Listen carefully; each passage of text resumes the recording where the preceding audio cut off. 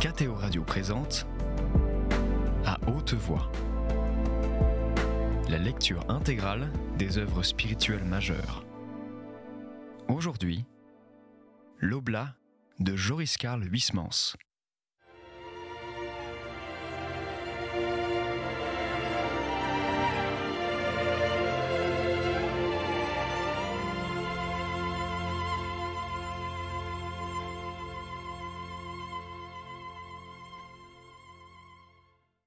La papauté devait jouer un rôle magnifique à notre époque, et Léon XIII était certainement prêt à assumer la responsabilité d'un tel geste dans l'histoire, et des événements qu'il dut subir et que nous ignorons brisèrent sa volonté, le rejetèrent, épuisé dans l'ombre.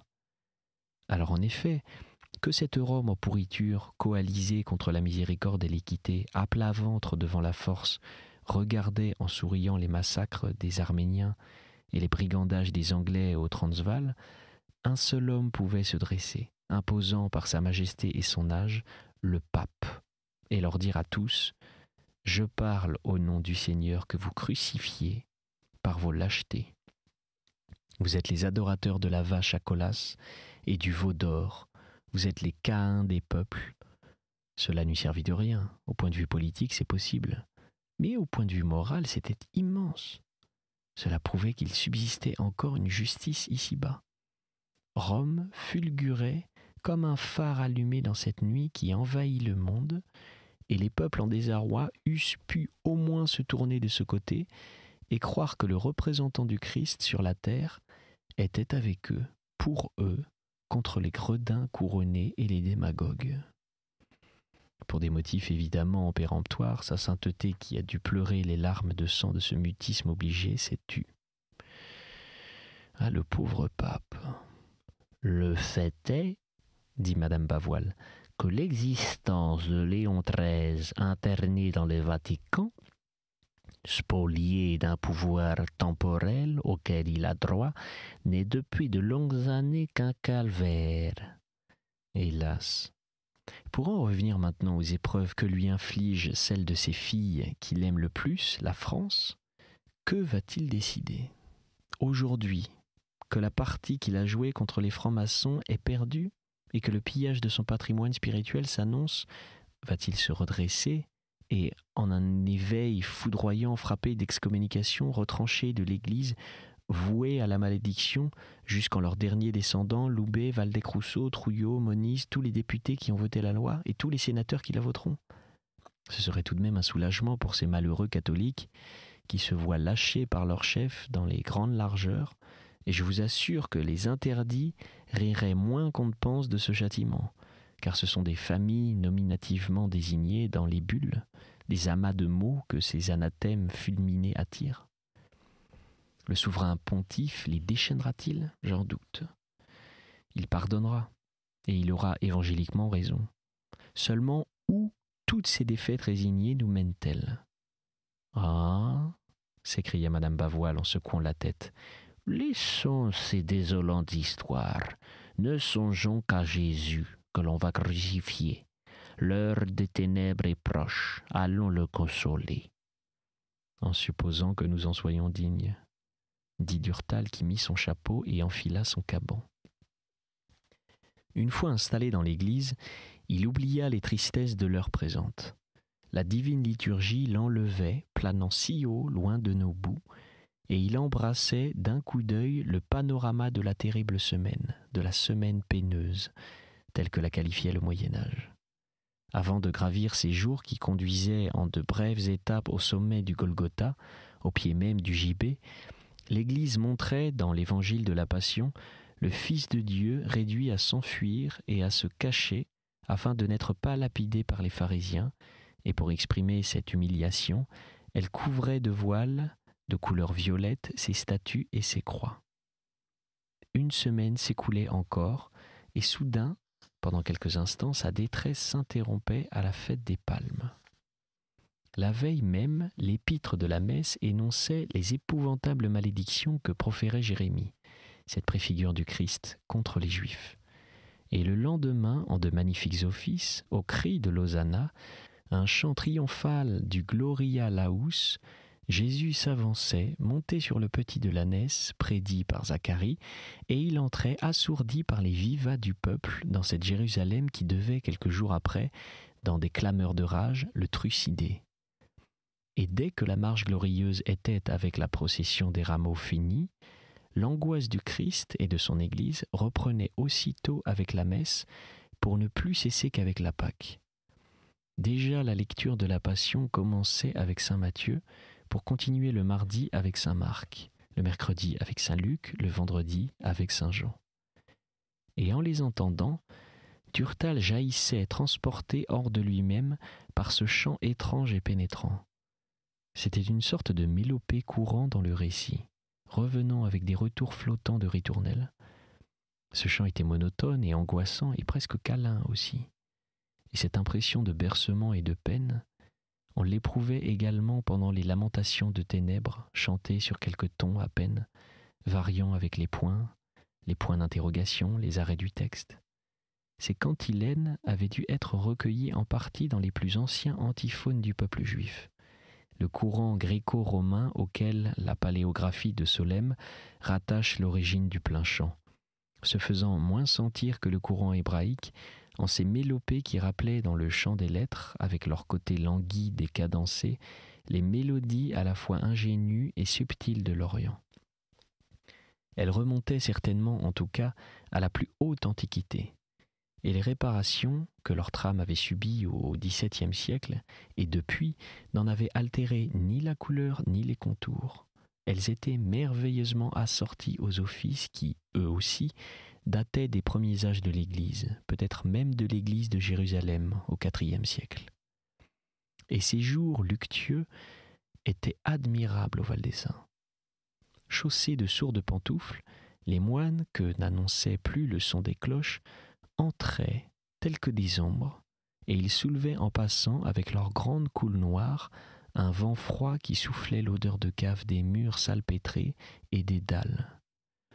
Et les petites heures défilaient à la queue leu avant la messe, tombant goutte à goutte, sans le Deus in adjutorium, qui d'habitude les précède, sans le Gloria qui les sépare et les suit, et à la fin de chaque office, l'on récitait le Miserere sur un ton lugubre jusqu'au dernier mot, Vitulos, jeté alors en l'air ainsi qu'une pelletée de terre sur une tombe. Dans l'église à peine éclairée, avec les croix enfermées dans des losanges, le triangle fumant des cires, le bêlement d'agneau des lettres hébraïques chantées au commencement de chacune des lamentations de Jérémie, c'était navrant. L'abbé mitré crossé en ornements violets procédait le jeudi au mandatum, lavait les pieds de ses convers, et le vendredi, après l'adoration de la croix et les funèbres impropères, coupés comme de refrains par les apostrophes implorantes du Trisagion, il allait vêtu d'une chasuble noire et mitrée de blanc, sans bougeoir, sans crosse, prendre le pain consacré au reposoir, et tous les moines à genoux, sur 2 rangs, tenaient des cierges sombres allumés et les éteignaient aussitôt après que l'abbé avait consommé les espèces saintes. L'office monastique de la semaine ne différait pas de l'office romain.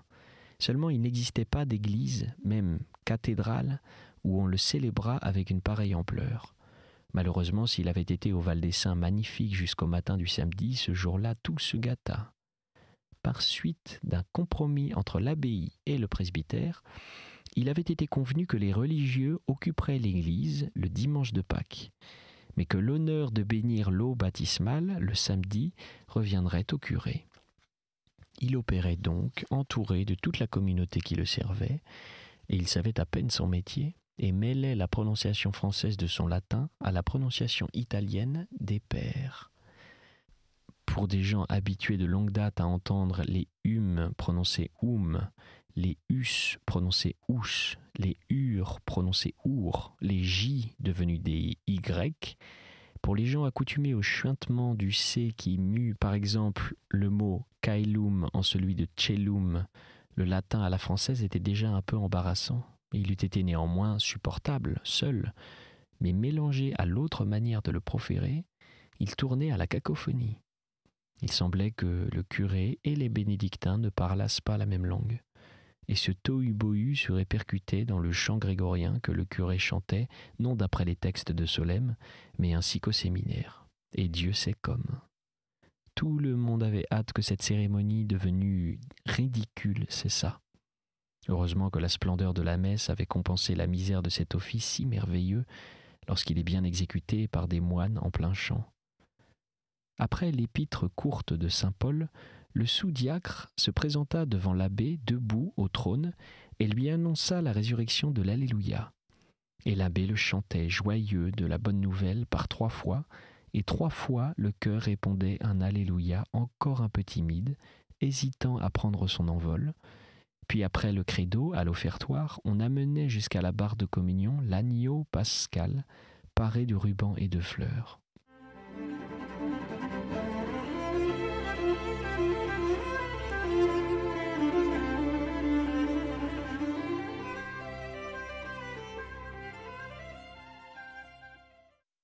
La pauvre bête que tirait le père hôtelier et que poussait par derrière le cuisinier regimbait. Elle regardait défiante, cherchant à fuir, cet homme vêtu d'or qui s'avançait du fond du chœur, escorté d'une nombreuse suite pour prier au-dessus d'elle et la bénir. Elle semblait avoir le pressentiment que tant de déférence pour sa pauvre personne finirait mal. Ce samedi saint était le matin interminable. Commencé à 8 heures, l'office s'achevait à peine vers les midis, mais Durtal était heureux. Il quittait les rangs liturgiques quand la cérémonie s'alentissait, et il s'évaguait seul, errant sur les traces de Jésus et de sa mère. « Oui, certes, » se disait-il, songeant à la Vierge sur laquelle, dans cette période de larmes, les Écritures sont si brèves. « Oui, certes, le moment où elle se tint au pied du calvaire fut atroce. La transfixion prédite par le vieillard Siméon se réalisait, mais le glaive des douleurs ne s'enfonça pas dans sa poitrine d'un coup. Il tâtonna d'abord, et il eut dans les souffrances de Marie un instant qui dut être particulièrement affreux, celui de l'attente, du temps qui s'écoula entre l'arrestation et la condamnation de son fils. Ce fut alors l'entrée de la pointe perçant la chair, s'y remuant, évasant la plaie sans plus y pénétrer. Cette attente a duré 11 heures. Jésus a été en effet arrêté et ramené à Jérusalem le jeudi soir vers 11 heures. Le vendredi, il a été traîné d'Anne à Caïphe, de minuit à 2 heures du matin conduit chez Pilate, vers 6 heures transféré chez Hérode, à 7 heures, bafoué, flagellé, couronné d'épines, condamné à mort de 8 à 10. La Sainte Vierge savait que Jésus devait périr. Elle-même avait consenti à sa mort, et elle l'eût même sacrifié de ses propres mains, dit saint Antonin, si le salut du monde l'eût exigé, mais elle n'en était pas moins femme. Elle eut toutes les vertus à un degré héroïque, elle posséda les dons les plus parfaits de l'esprit, elle fut la plus sainte des vierges. Elle fut unique, mais elle n'était pas déesse, elle n'était pas Dieu, elle ne pouvait échapper à sa condition de créature humaine, et par conséquent ne pouvait s'empêcher d'être torturée par les anxiétés de l'attente. L'eût-elle pu d'ailleurs, qu'elle eût imité son Fils qui mit en quelque sorte en suspens sa divinité sur la croix pour mieux pâtir, et qu'elle eût demandé et obtenu de s'infliger l'âpre tourment des expectatives déçues. Ce que furent ces heures d'attente, on se l'imagine mal. Génitrice d'un Dieu, fille et épouse du Seigneur, et sœur des hommes, dont elle devait devenir aussi la mère, une mère enfantée au pied d'un gibet dans des flots de sang, elle greffait les unes sur les autres. Toutes les douleurs des parentèles, mais elle pleurait surtout la perversité de cette race abominable dont elle était issue, et qui allait réclamer en un baptême de malédiction que le sang du Sauveur retombât sur elle. Voulant souffrir tout ce qu'elle pouvait souffrir, elle dut espérer contre tout espoir, se demander, dans l'excès de son angoisse, si au dernier moment, ces scélérats n'épargneraient pas son fils, si Dieu, par un miracle inattendu, n'opérerait pas, par la rédemption du monde, sans infliger à son Verbe les tortures horribles de la croix. Elle se rappela sans doute qu'après son consentement, Abraham fut délivré de l'effroyable tâche d'égorger son fils.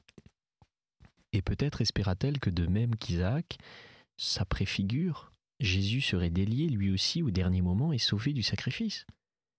Et ces pensées sont naturelles, si l'on songe que Marie savait ce qu'il était opportun qu'elle sût, mais qu'elle ne savait pas tout. Elle connut par exemple le mystère de l'incarnation, mais elle en ignora le temps, le lieu et l'heure. Elle ignora avant la visite de l'ange Gabriel qu'elle était la femme choisie de toute éternité, celle dont le Messie naîtrait. Et humble, telle qu'elle était, ne cherchant point à pénétrer les secrets du Très-Haut, elle put aisément se leurrer. Que se passa-t-il pendant ces heures sur lesquelles les évangiles se taisent ? Lorsqu'elle apprit que le Sauveur était arrêté, raconte Ludolphe le Chartreux, elle s'élança avec Madeleine à sa poursuite.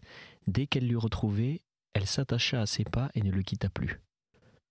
La sœur Emmerich confirme de son côté ces courses de la Vierge et elle entre dans de nombreux détails, un peu confus, sur les allées et venues de Marie qui, selon elle, était non seulement accompagnée de Magdalene, mais encore de la petite troupe des saintes femmes.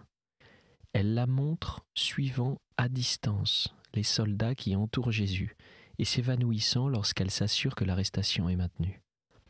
Elle nous narre qu'on la transporta dans la maison de Marie, mère de Marc, et que ce fut l'apôtre Jean qui la renseigna sur les brutalités commises par les goujats de corps de garde pendant la route. Elle relate que ce fut également lui qui s'échappa de chez Caïphe pour la prévenir tandis que le pauvre Pierre affolé mentait. Elle ne tenait pas en place, dit la visionnaire. Elle sortit de nouveau et rencontra près de la demeure de Caïphe Pierre, auquel elle dit « Simon, où est mon fils ?» Il se détourna sans répondre. Elle insista, et alors il s'écria « Mère, ne me parlez pas, ce que souffre votre fils est indicible. Ils l'ont condamné à mort et moi, je l'ai renié. » Et l'âme déchirée, elle parcourut sans repos ni trêve la voie des supplices jusqu'au moment où saint Jean l'expose alors au pied du calvaire, le cœur définitivement percé par les 7 glaives des péchés capitaux, les glaives enfoncés cette fois jusqu'à la garde. En se remémorant ce lamentable récit, Durtal revenait toujours à sa première idée. Avant de pénétrer franchement dans la chair et d'y rester fixé, quelle torture ces implacables épées n'infligèrent-elles pas à Notre-Dame des 7 douleurs, en tournant dans les blessures, en attisant en quelque sorte le feu des plaies, avec ses sautes de désespérance et d'espoir, et quel sujet de méditation que l'acuité de ces transes dans la vie si parfaitement inconnue de notre mère. Et Durtal gémissait avec elle. Lorsqu'à la 2e leçon du nocturne du Vendredi Saint, la voix douce et claire du petit frère Blanche, debout au milieu du chœur, devant le pupitre, chantait ainsi qu'en un bêlement prolongé et plaintif la lettre hébraïque même, et poursuivait sur un rythme d'Odeliner et dolant la leçon du prophète « À qui te comparerai-je ? À qui dirai-je que tu ressembles, fille de Jérusalem ? Où trouverai-je quelque chose d'égal à tes mots ? Et comment pourrais-je te consoler, ô Vierge, fille de Sion ? Ta blessure est large comme la mer. Qui pourra y appliquer le remède ? Le remède, soupira Durtal. À la place de l'huile et du vin avec lesquels le bon samaritain pansait naguère les plaies, c'est avec de l'eau régale et du vitriol que les modernes pharisiens panseraient ses plaies à elle, s'ils la détenaient. Depuis des siècles, la Vierge a plus spécialement élu domicile en France, car nulle part en aucun autre pays elle n'a distribué autant de grâce. Nulle part elle ne s'est attestée, ainsi qu'à l'heure présente, par de continuels miracles comme à Lourdes. Et de même que dans la Palestine, les injures pleuvent sur elle et la persécution sévit contre les siens. La France a inventé le moyen de faire pour la Madone du calendrier liturgique une éternelle semaine sainte. Ses pensées l'obsédaient. Au fond, pour dire toute la vérité, la semaine peineuse était celle qui convenait le mieux à ses aspirations et à ses goûts. Il ne voyait bien notre Seigneur qu'en croix, et la Vierge en larmes. La Pietà surgissait devant lui avant la crèche.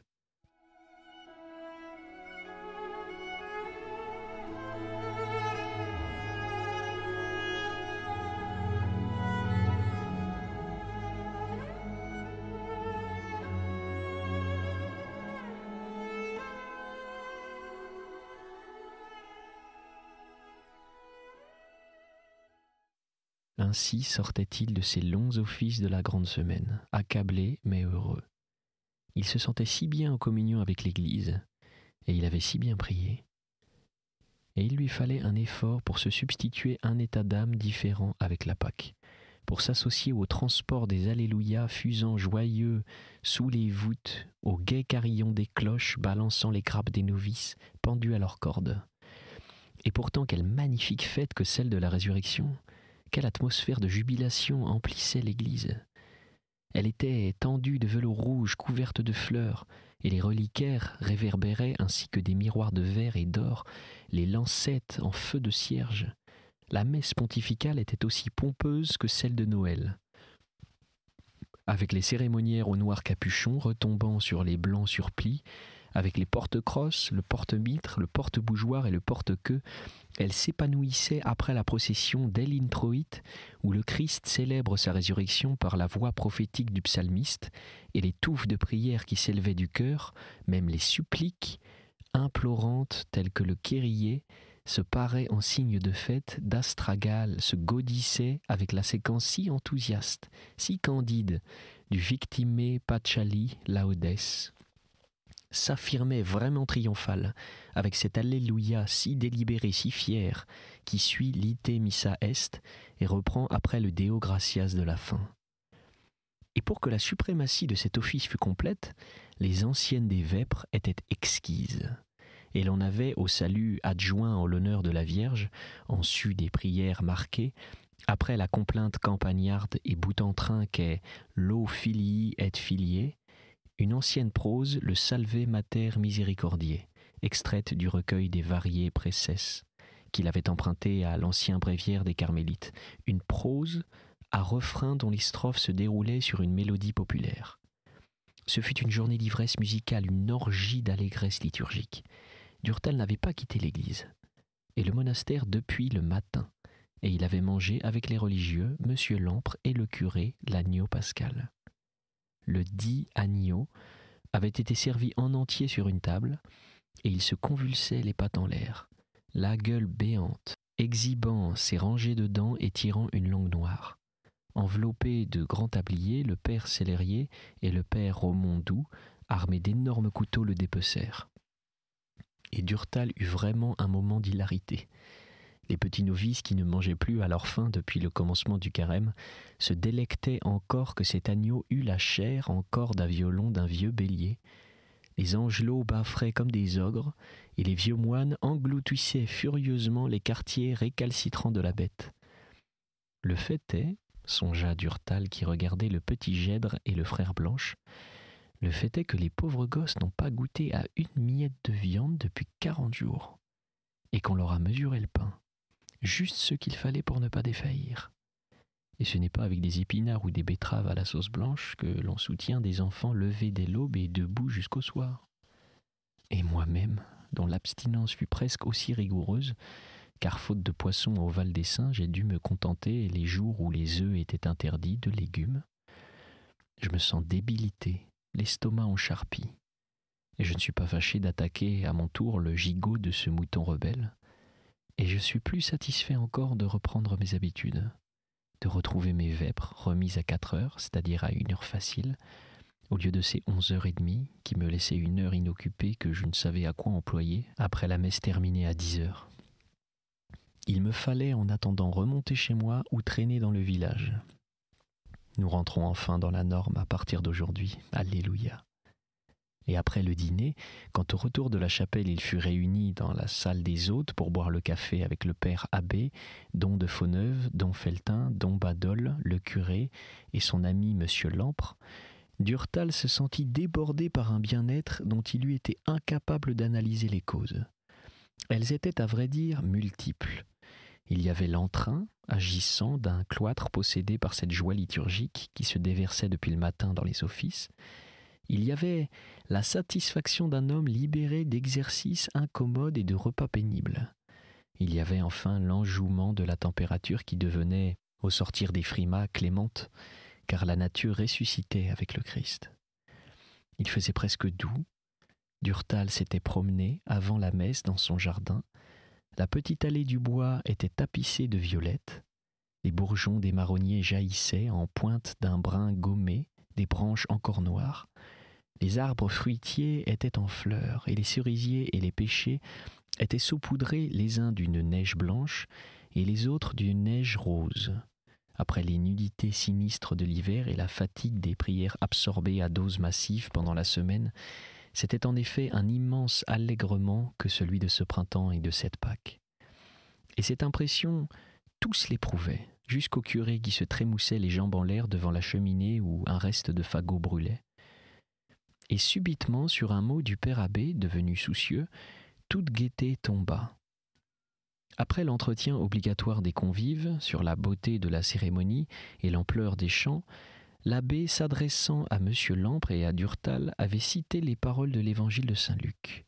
« J'ai désiré d'un grand désir manger cette Pâque avec vous avant de souffrir. » Et tout le monde écoutant, il avait ajouté « L'an prochain, à pareille heure, où serons-nous? Avec qui mangerons-nous l'agneau pascal ?»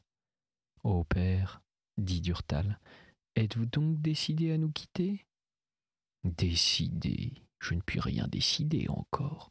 Il faut d'abord attendre que la loi soit votée par le Sénat. C'est une affaire de quelques mois.